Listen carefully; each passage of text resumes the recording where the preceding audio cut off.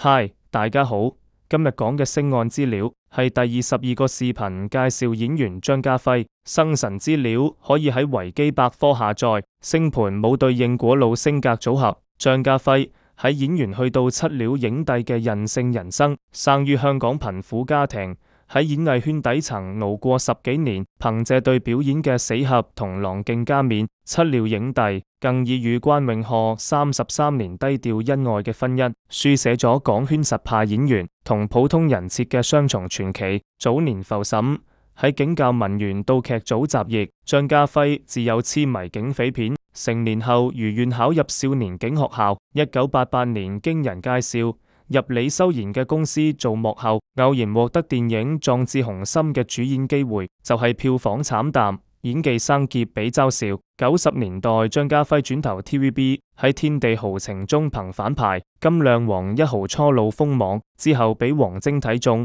佢出演賭俠1999嘅化骨龍，以喜劇表演搶鏡，獲金像獎最佳男配角提名。2008年張家輝喺《證人》中飾演掙扎於良知與暴力嘅綁匪，憑炸裂演技橫掃金像獎、金馬獎等7個影帝獎盃，成為七鳥影帝，徹底奠定地位。愛情與婚姻33年嘅合同式陪伴。1992年張家輝喺攝影《龍在江湖》嘅時候結識 TVB 當家花旦關詠荷。1998年二人確立關係後，33年婚姻中，佢哋零商業合體零緋聞，將每日返屋企食飯寫落默契，用超視347次同框嘅平凡細節詮釋恩愛。個女張同成長過程中，夫婦二人專登保持低調，俾佢以普通學校身份求學，直到10幾歲先從同學手得知老豆係影帝。關詠荷親自陪女友微積分題，張家輝就將500萬嘅劇組露營車